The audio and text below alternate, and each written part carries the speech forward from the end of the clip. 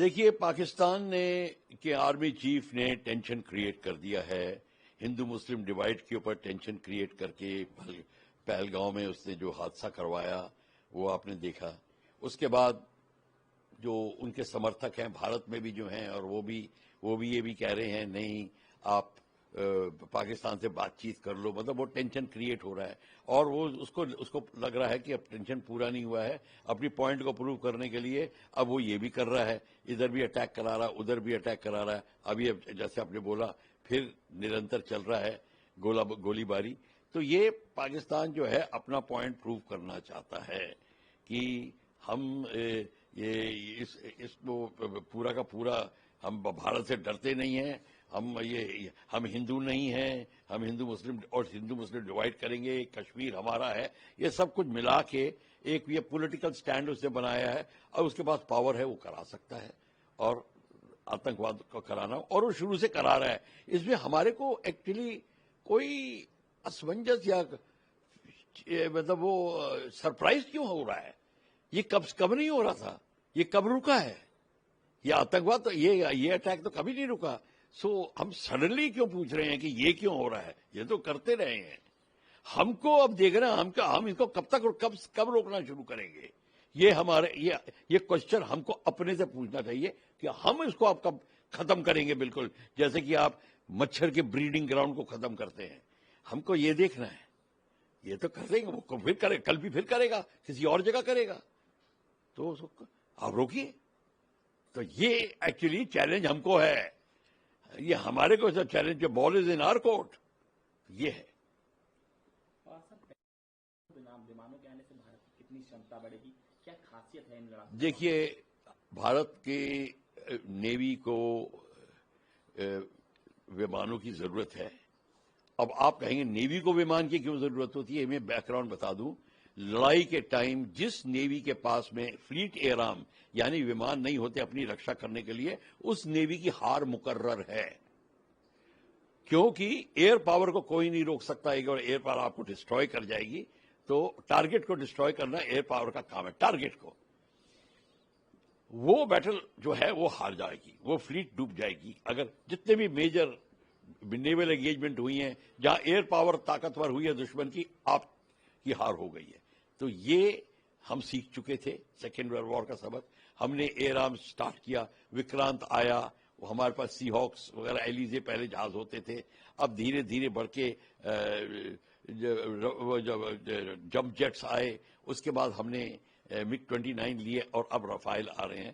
ہمارے کو مگ 29 پورے نہیں پڑ رہے تھے، ہمارے کو اور شکتی چاہیے تھی، اور اس لیے یہ 26 رافائل لیے گئے ہیں، جس میں سے 22 سنگل سیٹ فائٹر ہے، اور جو 4 ہیں ٹرینر 2 سیٹ کے ہوتے ہیں. یہ ایئر کرافٹ کیریئر سے آپریٹ یہ فائٹرز کریں گے، سنگل سیٹ 22 جہاز. ان کی میں پراودھان ہے ایئر کرافٹ کیریئر میں لینڈنگ اور ٹیک آف کا.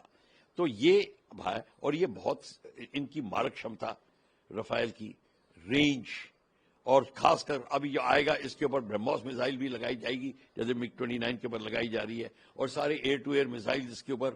اور ایئر ٹو ایئر میزائل بنانے کا بھی شمتا فرانس ہمیں دے گا، ویپن سسٹمز کی، ٹارگٹ ایکوزیشن کی، ٹارگٹ ویپن ڈیلیوری کی. یہ ساری کی ساری ہم جوائنٹ پروڈکشن کریں گے. دیکھیے، ہم سوچتے ہیں کہ رافائل کا بھی جوائنٹ وینچر بنے گا، جوائنٹ پروڈکشن ہوگی، اور make in Bharat, make in India تحت یہ بھی ڈیولپ کرے گا. اور سب سے بڑی چیز ہے، فرانس نے پہلے بول دیا تھا کہ ہم انجن کی ٹیکنالوجی بھی آپ کو دیں گے اور آپ کے ساتھ ڈیولپ کریں گے. تو میرے خیال سے اگر یہ سٹیپ ہو جاتے ہیں تو یہ گولڈن سٹیپس ہوں گے، ایک میل کا پتھر ہوگا. اور اس کے ویپنز. اور ایک اور بات میں آپ کو بتا دوں، ایئر فورس میں بھی رافائل ہیں، نیوی میں بھی رافائل ہیں. اب انٹر آپریبلٹی کا جو مدعا ہوتا ہے، جہاں پہ یہاں کم پڑے، خیر نیوی کا جو جہاز ہے وہ بڑے آرام سے گراؤنڈ پہ بھی آپریٹ کر سکے گا. جو گراؤنڈ پہ آپریٹ کرنے والا جہاز ہے اس میں جیسے ایئر فورس کا، اس میں جب تک ٹیل ہک وغیرہ نہیں لگے گا اتیادی، وہ اگر کئیوں میں تو ہوتا ہے، اگر نہیں ہوگا تو اس میں ایک ایئر کرافٹ کیریئر میں لینڈنگ کی پراودھان بھی لگانے پڑیں گے. بٹ آپ کو یہ ٹیکنالوجی بھی وہی ہے. पायलट्स भी होंगे, ग्राउंड टेक्नीशियंस भी कॉमन होंगे, तो एक किस्म से ये जो कॉमनैलिटी ऑफ इक्विपमेंट और मैन पावर है, ये एक हमारी शक्ति बन जाएगी। तो ये भी एक बहुत बड़ी बात है। पर एक और बात बता दूं, फ्रांस हमारा बहुत अच्छा पार्टनर रहा है। सबसे पहले जो हमने फाइटर एयरक्राफ्ट लिया था वेम्पायर के बाद में, वेम्पायर तो लड़ाई के टाइम में 48 में आ गया था, पर जो हमने मेन फाइटर जो लिए थे वो तूफानी थे, फ्रेंच, इसी कंपनी के, डसॉल के। उसके बाद हमने मिस्टियर लिए जिन्होंने 65 की और 71 की लड़ाई में भाग लिया, इवन गोवा ऑपरेशन में भाग लिया। और उसके बाद आए मिराज 2000 जो आप जानते ही हैं, बालाकोट को देखते हैं, कारगिल, और उसके बाद अब आए रफाल, एक ही कंपनी के हैं। तो फ्रांस हमारे साथ बहुत सदियों, बहुत शतकों, डिकेड से रहा है, और अभी भी फ्रांस हमारे साथ में है। देखिए कि चीन जो है हर हमेशा पाकिस्तान के साथ ही खड़ा दिखता है, क्योंकि जिस प्रकार से वो कहते हैं कि हिमालय से ऊंचा, समुंदर से गहरा और शहद से भी मीठी दोस्ती है, वो साफ झलकती है। तो हमें थोड़ा सतर्क रहना पड़ेगा, क्योंकि कई बार लगता है कि कहीं पाकिस्तान को चीन ही तो नहीं उकसा रहा भारत के बरखिलाफ।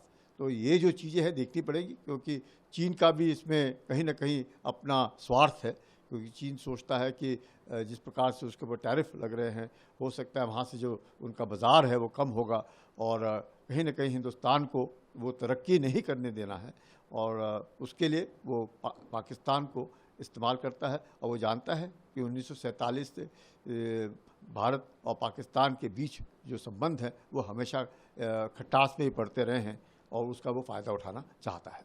माहौल जो है देश में ज़रूर गरमाया हुआ है, बहुत ज़बरदस्त आक्रोश है पाकिस्तान के बरखिलाफ, और सब कोई जानता है कि ये जो आतंक है ये पाकिस्तान की ही ज़मीन से आता है, और पाकिस्तान की जो फ़ौज है वही इसका समर्थन करती है, और इसमें तो कोई शक नहीं है।